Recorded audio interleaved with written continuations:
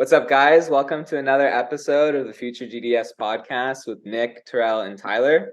Today, we're going to be talking about leadership. And, that might not be something that comes naturally to everyone, but regardless, all dentists need to be able to practice leadership once they graduate from school. So it's perfect. Now we got two dentists here and a future dental student. So, we have all the perspectives. So who wants to take the lead here? Take the lead. That's perfect. I think that leadership is one of those topics that is extremely complex.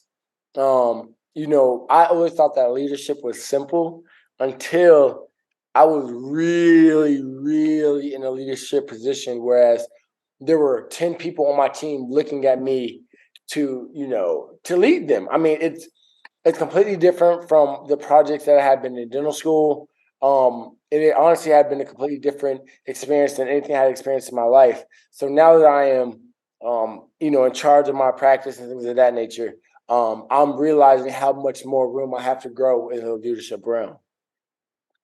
Yeah, no, I definitely agree.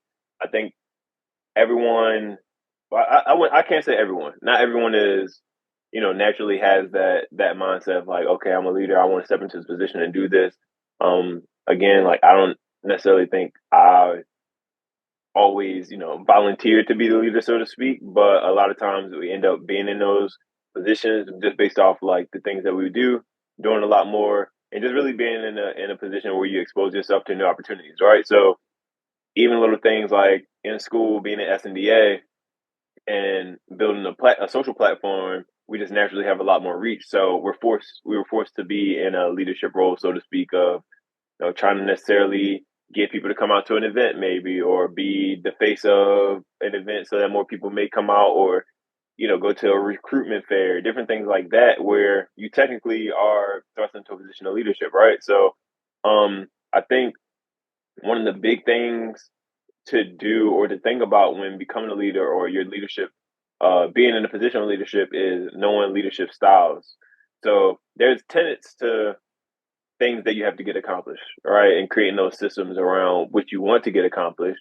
But at the same time, there's a million ways to go about doing it. If you think about an NFL team or an NBA team or a sports team, any business, you got people, you got players, coaches, and you got, I guess so-called the warden, or like the person that kind of is the micromanager and just make sure every little detail is correct. Not saying that the players coach doesn't make sure everything is correct, but the player coach might have someone on the team who's more of the reprimander, or have someone on the team who's more of the details guy, so that they can focus on the personalities and making sure the camaraderie and the morale of the team is up, versus someone who's like maybe like a Bill Belichick type, or like a Popovich, if you guys like know football, basketball, where they're like, this is the way it has to be done. If it's not done this way, you'll know about it. I'm gonna tell you right then.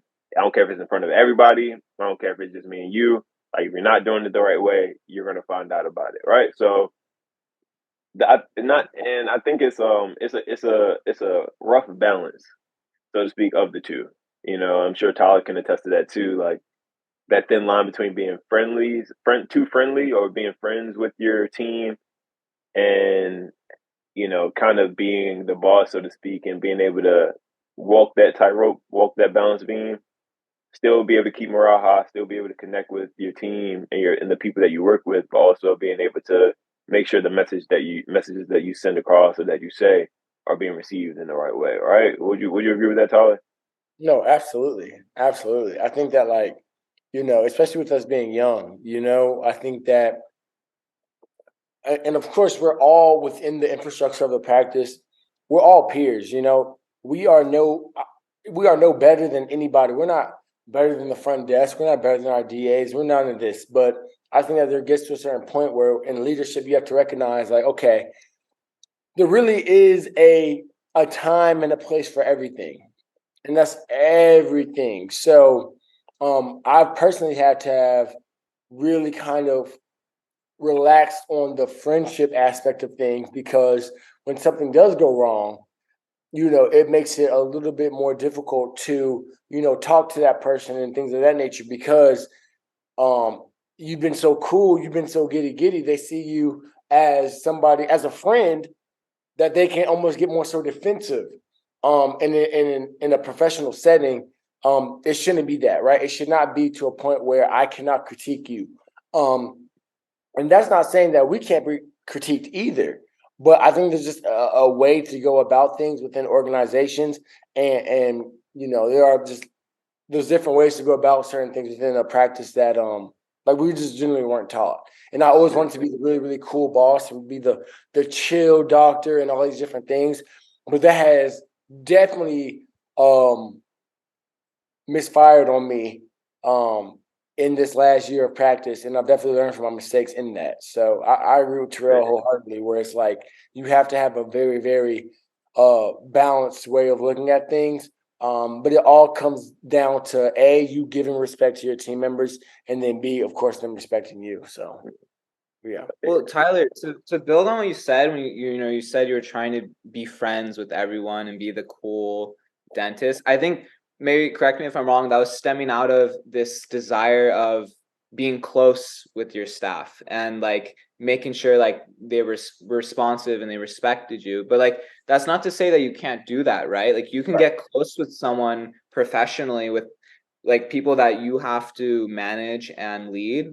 You can, I mean, it's not maybe a friendship per se, but it can be more like a mentorship where you guys are very close. You learn your staff's goals, dreams, whatever. Maybe some people have different stuff, different stages at their life.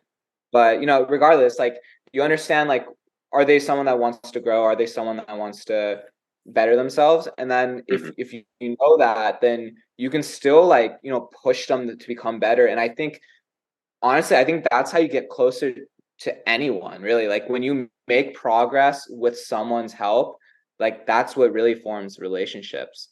So, I think it's totally possible. It's just like you have to make sure that it's more of a professional way than like a let's go out and get drinks type of way, right? And I think that's the skill, right? I think that's the rarity, because what you'll see in dentistry is, and I saw this a lot, even with me working with other docs and hearing things from the DAs and front desk, a lot of docs will, that separation, right? It will be like, oh yeah, he's the doctor. I don't even feel comfortable talking to him. I don't feel XXX. I mean, of course, not in a weird way, but just more so like, oh, he's an older gentleman. We can't even have certain conversations. He doesn't understand what I'm going through. And there's almost, I don't want to say there's a fear, because of course it wasn't instilled by the dentist, but I think just the circumstances cause a lot of the team members not to want to be very comfortable with the dentist or whatever it may be. And so I just never wanted to have that. But with me pursuing the opposite of that, I just have seen the complications come with being the friend dentist as well. And I've seen very few actual in-life dentists do that the correct way. And that's why I say it's such a crazy skill to have. Because if you are able to get that, that balance that Tyrell talked about, you can lead your practice to do amazing things, right? So it sounds a lot easier than what it really is. Because everybody's watching you, always. You are the standard. And so it gets to a point where it's like you might get tired, because you're like, if I walk into work, say I was up doing whatever, if I was talking to Nick until 2 a.m. in the morning, right? And I go into work tired, everybody sees me walking into work tired. If they see my energy's low, then the energy's low for the office. You see what I'm saying? So it's like you're definitely held on this pedestal, but with that, you have great opportunity to rise to success. So it's very complicated, bro. It's very complicated, but it's something that I'm definitely trying to, do my research and increase my skill set on, for sure. And something you're talking about when you come into work, if you come in tired, then like the rest of the clinic will see you, and that's not such a good example. Well, that just made me think of like a true leader would never ask someone to do something they wouldn't do, right? So how can you expect your staff to give their 100% effort, get the rest that they need, if even you're not doing that, right? And that's the thing. But even watch this, who knows, if I own my own practice, I said I was talking to you, but what if I was up late night doing AR, doing accounts receivable for the practice? Yep. What if what if Sal or what if John, they're going through something, and I'm saying these names as examples from my office. What if they're going through something and I stay up late night talking to them? So that's the thing. Like, just as the leader, I don't think that it is. I don't want to say there's no sympathy for the leader, but I think that you just have to always be on point because your staff, your team, you are looked at as a different light. Like literally, even think about it in the community. When you say, "Hey, I'm a doctor, I do this," people look at you a certain way. How do you think your team looks at you? So that's why it's like, granted, I hear what you're saying, but it's like, there's going to be random things that as a practice leader you have to deal with that nobody else has to deal with. And the craziest aspect of that is that they'll never understand because they're not in that position. So regardless, it gets to a point where if you start making excuses, oh, Terry, I'm just so tired because I was doing accounts receivable. You can't even do that. You can't do that. Because unfortunately, they just will not understand. And you can't fault them for that. You can't. But at the end of the day, just know that, okay, if you want to complain, if you want to, vent to your team and do all these things, you just cannot do it because you all are not in the same position. And you have to hold that strong leadership role and say, you know what? Even though I'm tired, even though I have a lot of stuff going on at home, even though my mother might be sick, whatever it may be, but I have to show up every day ready to be at work and lead this team. And that's the hard aspect of it. And it's an everyday thing. It's no days off. None. I think just to... Sorry, go for it, Terrell. Go for it. No. I just wanted to. I didn't mean to cut you off. I just wanted to kind of piggyback off of what Tyler was saying. It's definitely a tough situation to be in, and there's like there's a poem that says like, if you can walk with kings, no lose the common touch, right? So, and that just basically says like, if you can be in a position where you're able to, have honestly, you got the opportunity to be able to help these people literally eat, feed their families. Like, if you don't come to work, if you're not on the top of your game, they don't eat.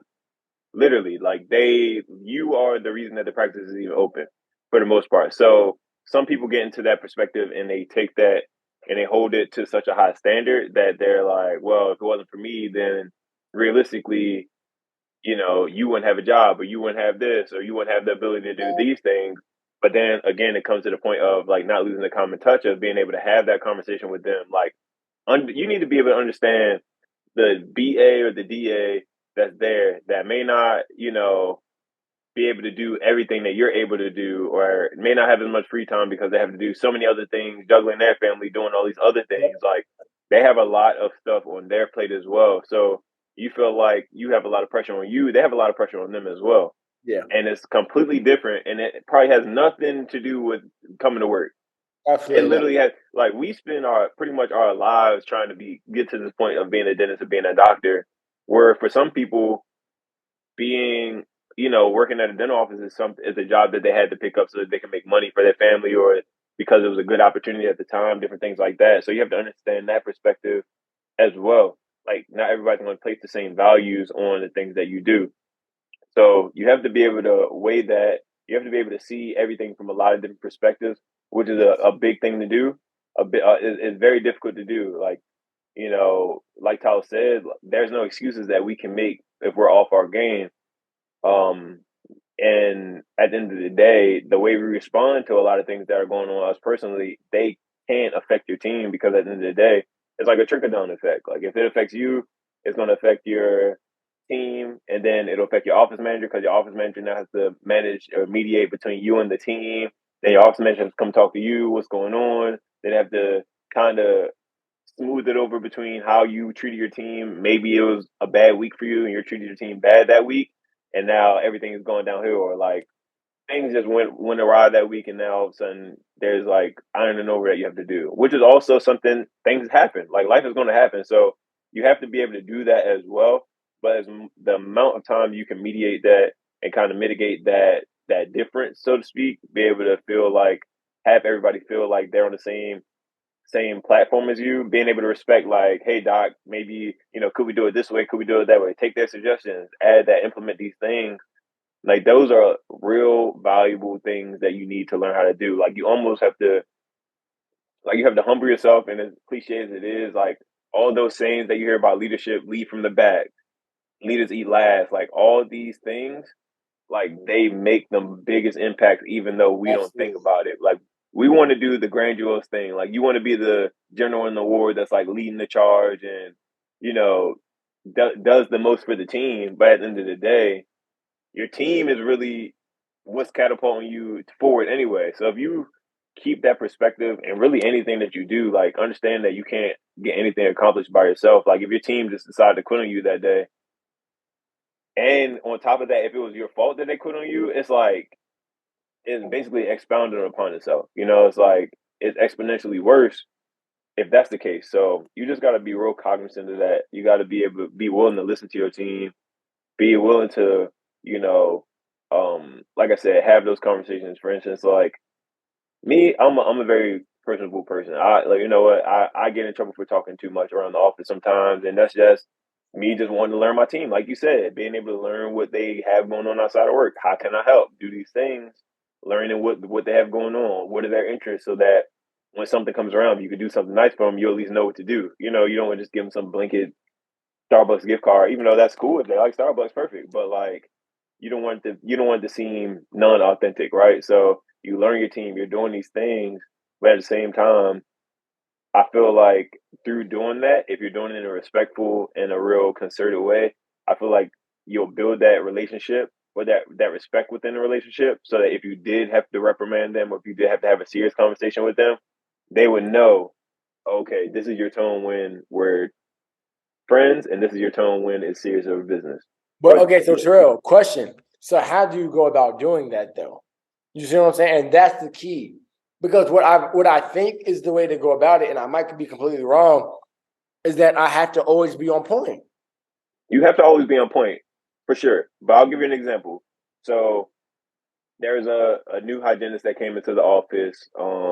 You know, really good work, really good at the job. You know, they on top of treatment planning, on top of treatment, all that stuff, working multiple columns, all that.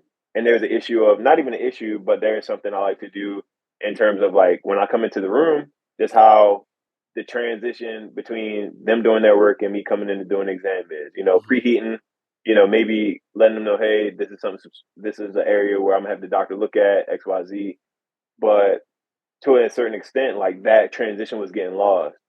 So Mm-hmm. because we are cool, I can start having a conversation about, you know, generally just being like, yo, hey, how you doing? You know, are you okay right now? Everything good? Like, is anything going on? You know, is everything okay? Just having a general conversation and being able to transition from genuine, and it's not even that I started the conversation as being friends. Like I'm not coming in joking with you, but I can talk to you in a very common tone.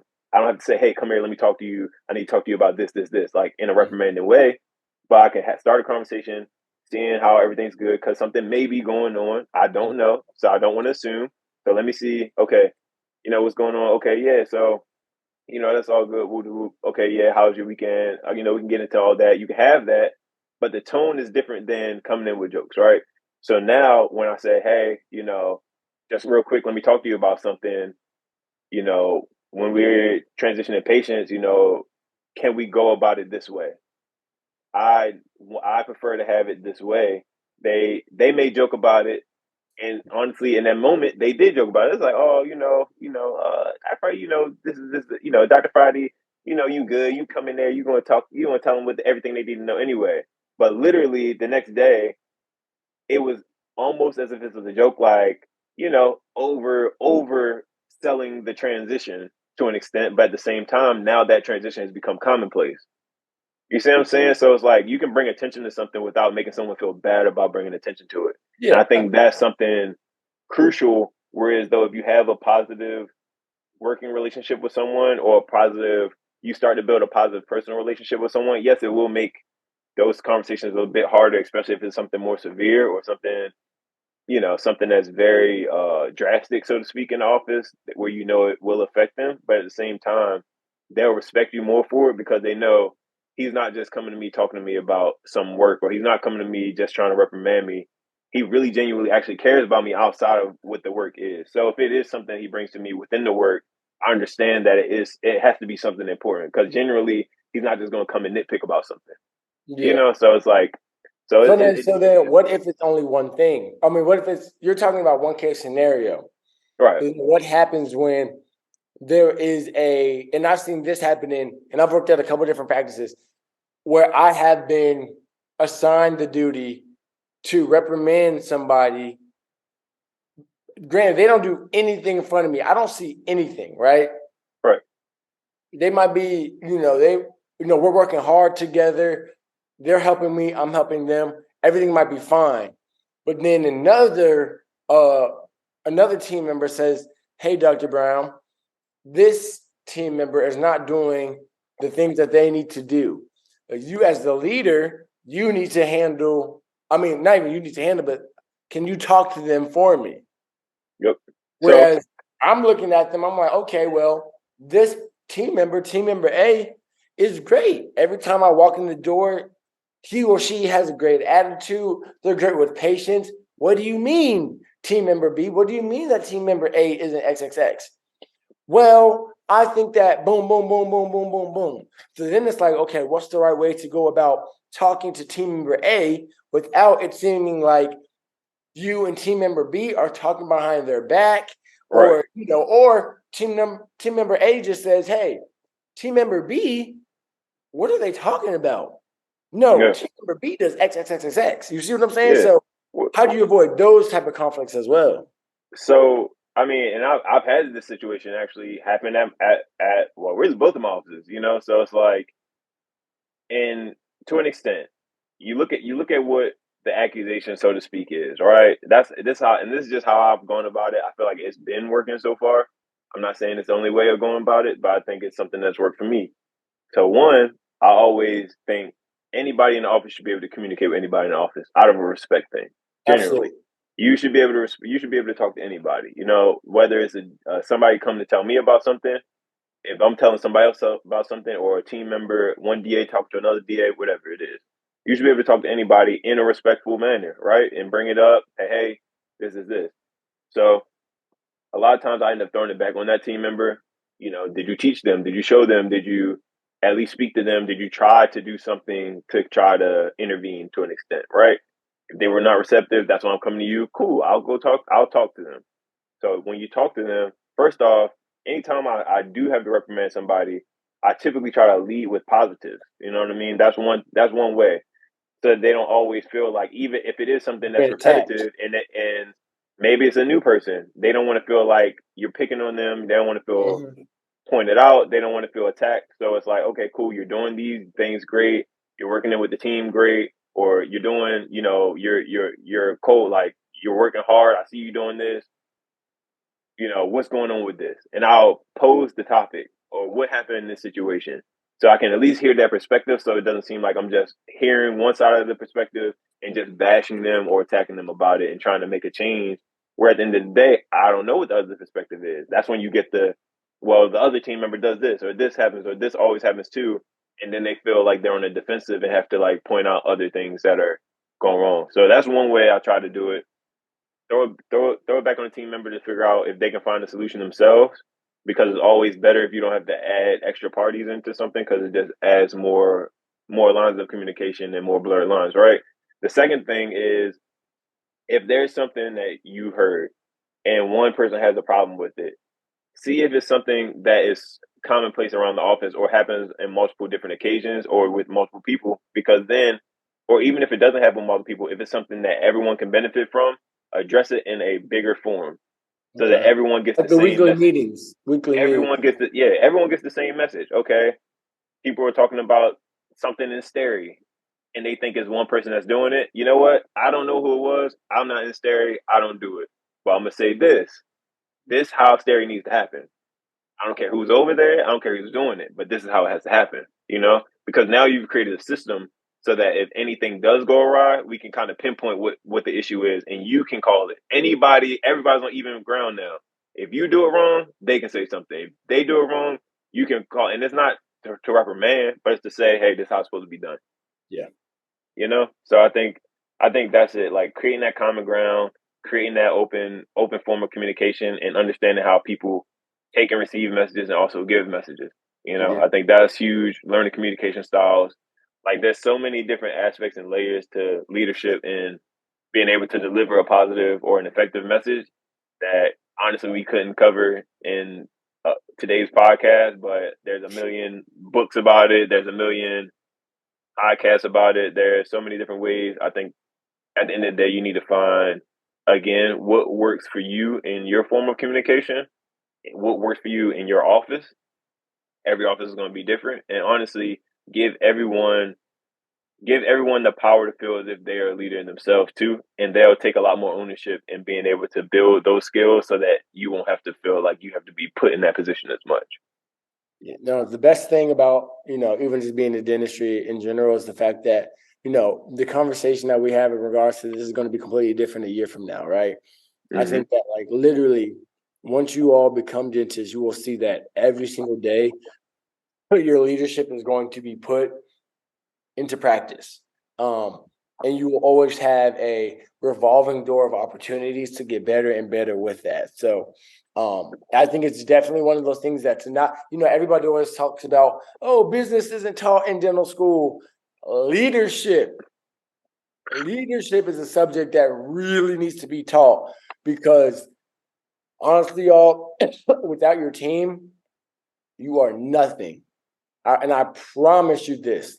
If your team is dysfunctional, if your team is not happy, you will not be a great dentist. It's impossible. So definitely just keep that in mind. And of course, Tyrell and I, and of course, Nick in the future, as a prestigious oral surgeon, we'll all be able to continue to give you all these leadership tips. And we're excited to continue to show or tell you all what we're actually going through because I wish that we have had more of these type of conversations while we were in dental school, while we were applying to dental school, because I think that outside of business, this is one of those topics that, it's just not talked about as much as it really should. And I can honestly say, even outside of clinical, this was the most like shocking or the most, off-putting thing. When I got into when I started my first position, this was the one thing that kind of caught me blindsided. And I thought I knew what I was doing, so yeah, that's pretty much all for me. I don't know if Tyrell wants to have any other closing remarks or if Nick wants to say anything before we head out tonight, but yeah. Yeah, I want to just add like a quick little thing. If you're like me and you've been a pre-dent for all this time or you're just starting dental school, obviously we haven't had really like extreme like challenges when it comes to leadership, but like that doesn't mean you shouldn't start thinking about it right now. And so I do have a couple of books I want to recommend for you guys. One of them, Tyrell and Tyler actually gifted to me for my birthday. It's called the Maxwell Daily Reader. I don't know if you guys can read this like normally if it's backwards. That's good. It's called the Maxwell Daily Reader. You read one page a day, and it's just all different aspects of leadership. I think the most important thing is to be thinking about this all the time. It's like we said, leadership is a skill. And to be good at any skill, you have to practice it. And to practice it, you have to think about it all the time, in my eyes. So reading one page a day, it's super easy, but it gets you thinking. And then you have a theme of leadership throughout the rest of the day.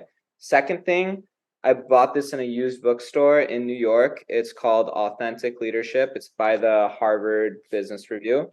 Also really great book, really easy to read. And it did change my perspective when it comes to leadership, because leaders are constantly coming across like new grounds, new territory that they haven't been in before. So it's all about dealing with randomness and then kind of knowing yourself and being open to developing yourself and growing as a leader.